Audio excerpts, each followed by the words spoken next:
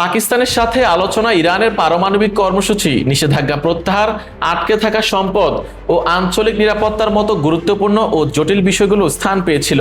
আলোচনা শেষে কোনো চুক্তিতে পৌঁছাতে ব্যর্থ হওয়ার কথা জানান জেডি ভ্যান্স। তবে এই ব্যর্থতার জন্য পাকিস্তানকে মোটেও দায়ী করেননি তিনি। ভ্যান্স স্পষ্ট করে বলেন, আলোচনায় যে ঘাটতি থাকুক না কেন তা পাকিস্তানিদের কারণে যায়নি। তারা অসাধারণ কাজ করেছে এবং দুই পক্ষের মধ্যকার দূরত্ব কমিয়ে একটি চুক্তিতে পৌঁছাতে সত্যি আমাদের ও ইরানিদের সাহায্য করার সর্বাত্মক চেষ্টা করেছে। যুক্তরাষ্ট্রের আটলান্টিক কাউন্সিলের দক্ষিণ এশিয়া বিষয়ক জ্যেষ্ঠ ফেলো মাইকেল কুগেলম্যান পাকিস্তানের এই নতুন ভূমিকার ব্যাপক প্রশংসা করেছেন। তিনি বলেন, পাকিস্তানের ভূমিকা এখন আর কেবল সহায়তাকারীর মধ্যে সীমাবদ্ধ নেই, তারা এখন সরাসরি মধ্যস্থতাকারী ও শান্তি আলোচকের ভূমিকায় অবতীর্ণ হয়েছে। অন্তত বর্তমান প্রেক্ষাপটে যুক্তরাষ্ট্র ও ইরানকে সংঘাত থেকে বের করে আনার এই কঠিন প্রচেষ্টায় পাকিস্তানি চালকের আসনে রয়েছে।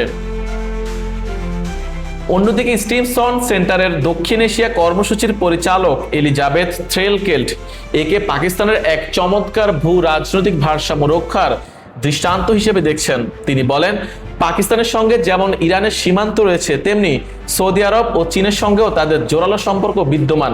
সবচেয়ে বড় কথা, ডোনাল্ড ট্রাম্পের দ্বিতীয় মেয়াদের প্রশাসনের সঙ্গে পাকিস্তান নিজেদের সম্পর্ক চমৎকারভাবে পুনর্গঠন করেছে। এই চরম উত্তেজনাকর পরিস্থিতিতে পাকিস্তান অত্যন্ত সতর্কতার সঙ্গে ভারসাম্য বজায় রেখে দুই পক্ষকে আলোচনার টেবিলে নিয়ে আসতে পারাই পাকিস্তানের জন্য এক বড় বিজয় বলে মন্তব্য করেন তিনি। আপাতত পরবর্তী দফার আলোচনার জন্য কোনো তারিখ বা স্থান নির্ধারিত হয়নি, তবে উভয় পক্ষই ইঙ্গিত দিয়েছে কূটনীতির পথ এখনো পুরোপুরি বন্ধ হয়ে যায়নি। ট্রাম্পের এখন পরিকল্পনা কি? ট্রাম্পকে জিজ্ঞাসা করা হয়েছিল, ইরানের সঙ্গে শান্তি আলোচনা ভেস্তে গেলে বা তেহরান হরমুজ প্রণালী ফের খুলতে অস্বীকৃতি জানালে বিকল্প পরিকল্পনা কি আছে।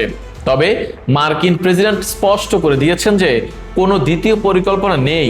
আলোচনার আগে সাংবাদিকদের ট্রাম্প বলেন, দ্বিতীয় পরিকল্পনার প্রয়োজন নেই, তাদের সামরিক বাহিনী পরাজিত হয়েছে, আমরা সবকিছু একীভূত করেছি, তাদের ক্ষেপণাস্ত্র কমে গেছে, তাদের উৎপাদন ক্ষমতা খুবই কম, আমরা তাদের উপর খুব কঠিন আঘাত হেনেছি, আমাদের সেনাবাহিনীর অসাধারণ, তারাই আসল কাজটা করেছে।